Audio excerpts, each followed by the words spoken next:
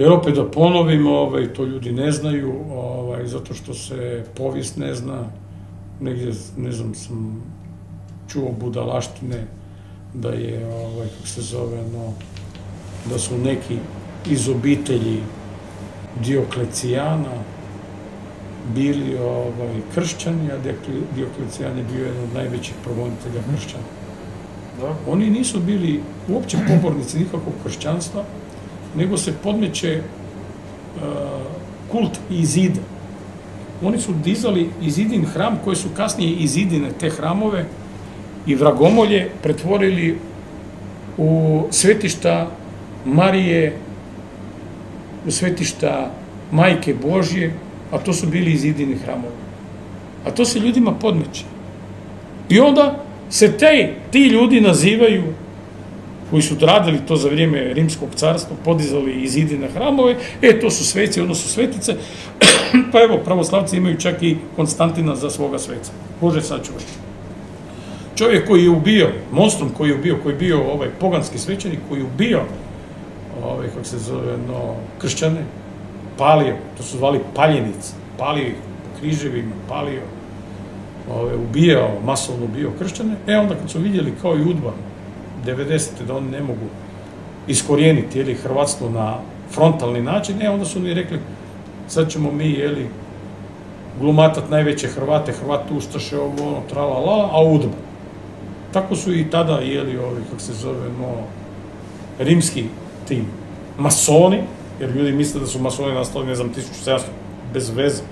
Masoni su ekipa još iz predpotopnog vremena. Masonstvo, masonsko znanje i to su tajna znanja. Neki kažu kraljevstva i tako dalje, to se ne uči u školama. Ljudi ne znaju, postoji paralelni svijet. Da se vratimo na tog Konstantina, znači onda on kad je vidio da ne može nikako iskorijeniti te kršćane, jer se to kršćanstvo širilo i bilo sve jače i nazočnije, onda je on rekao kao, poganski, njihov vrhovni vladar, da će on onda, kao legalizirati tim milanskim ediktom, više ne znam, 213, nije bitno, ne, 312 ili 312, nije bitno sad, milanski edikt, da će 312. on to legalizirati, ali na način koji on odredi. Znači, on će odrediti pravila, tako isto i UDBA odredila, što sam u prošloj emisiji govorio, možete registrirati stranke, ali koje će se temeljiti na avnoju i zavnu. Pa to je isto napravio i Konstantin, vi ćete biti kršćani, ali imat ćete temelje na rimskoj crkvi, a koja se temelji na egipatskoj, odnosno babilonskoj crkvi. I tu je korijen svih problema. Ako se to ne zna, to je srž svih naših nevolja i nedaća. 90% ljudi, ja bih rekao da ne zna. Pa ne zna, i sad će oni biti onda u šoku, jer ja sada, nažalost, zbog ovoga što govorim, ja ću navući ogromnu mržnju na sebe, ja to znam. Uglavnom, kad je taj bio raskol između zapadnog i istočnog dijela Rimskog carstva, da im bude lakše vladati, i kad je tu bilo već više frakcije, kad se više nisu mogli dogovoriti, isto kao u komunističkoj partiji, kad su počele frakcije s jedne strane u Sloveniji i Hrvatskoj, s druge strane u Srbiji, Crnoj Gori ili ne znam di, frakcije, i onda se raspada partija, eto, to je to. A onda narod to plaća. To se isto dogodilo, raskolom, tog zapadnog i istočnog dijela, kako se zove...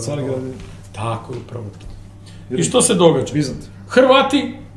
Hrvati su imali svoju glagoljašku crkvu i svi naši kraljevi nisu pripadali, do Zvonimira, nisu pripadali toj zapadnoj rimskoj crkvi. Ne. Prvi kralj, i to uzurpator, Zvonimir, on je dobio krunu tada od pape. I tad je u biti jedan hrvatski kraljevski narod koji je do tada bio podredio papi. Hrvati su međusobno birali kao kraljevski narod, mi imamo na to pravo. Do tog raskola svi su Hrvati, odnosno hrvatski kraljevi, i poslije tog raskola do Zvonimira bili glagoljaške, kako se zove, naše hrvatske, stare hrvatske crkve, gdje je bila hrvatska nadbiskupija, je bila u Ninu, ne u Zagrebu. To morate znati.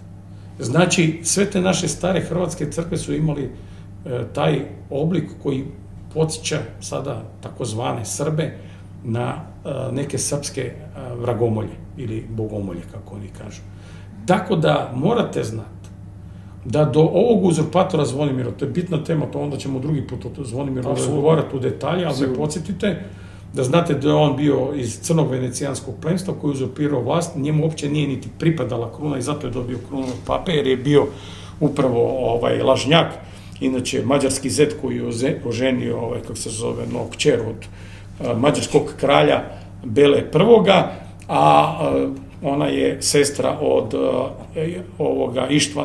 od Lasla Arpada, to je rođen brat kojeg Hrvati zovu Ladislav Arpadović, koji će biti u ratu sa našim hrvatskim kraljem Petrom Snačićem, koji će Petar Snačić njega najuriti iz Hrvatske 95. Ali neće Petar Snačić u toj takozvanoj rimokatoličkoj crkvi biti proglašen za sveca, nego će biti proglašen za sveca upravo ovaj uzurpator, ovo smeće, ovo đubre, taj Laslo Arpad, i on će imati kako se zove u katedrali, oltar svetoga Ladislava, kojem su se donedavno još uvijek po taj obred kad dolazi taj svetac ili taj dan kad se svetkuje svetog Ladislava od Lasla Arpada, znači brata od Zvonimirove žene Ilonke, oni moraju tamo klečat na tom oltaru i molit tog Lasla Arpada. To je crkva u Hrvata. To nije crkva u Hrvata, to je crkva u Mađara, prva stvar, i neprijateljska crkva u Hrvata. A ta crkva, kad govorimo o Kaptolu, o katedrali, morate i to znati, ne nosi po nikakvom Stjepanu prvom mučeniku ime, nego nosi po prvom mađarskom kralju Ištvanu Arpadu, Ištvan na hrvatski znači Stjepan, jer je upravo taj Laslo Arpad 1093. na 94. u čast svoga prvoga mađarskog kralja podigo tu vragomolju kao utvrdu i kao vragomolju, ili vi zovite bogomoljom, Bože sačuvaj, koja nosi i dan danas to njegovo ime. I onda kad je Karlo Wojtyla, kojeg zovete, kako se zove, ja sam ga zvao iz neznanja svetim ocem, papom, upravo je onda i podignuta bila piramida u čast 900 godina masonerije, piramida u Zagrebu kod Lisinskog, koji su sad prebacili u Novi Zagreb, gdje piše upravo godina 1094, a dole piše onda ispod 194. Znači, podignuta je tada ta vragomolja 1094. a papa je došao u Zagreb 1994. I to je obljetnica 900 godina. Sad je, to na hipodromu, sad je to maknuta ta piramida, odnosno taj obelisk je u Novi Zagreb. To je sve povezano. Pogledajte si na YouTube-u Udruge Pravednik, tamo sam ja napisao pod naslovom, prije 7 godina sam napravio taj dokumentarac i onda su nakon 10 dana odmah Marka pustili, zove se Babilon mora pasti. Kad sam raskrinkao tu svu kazarsko, mafijaško, masonsku mafiju. To su činjenice, nepobitne činjenice.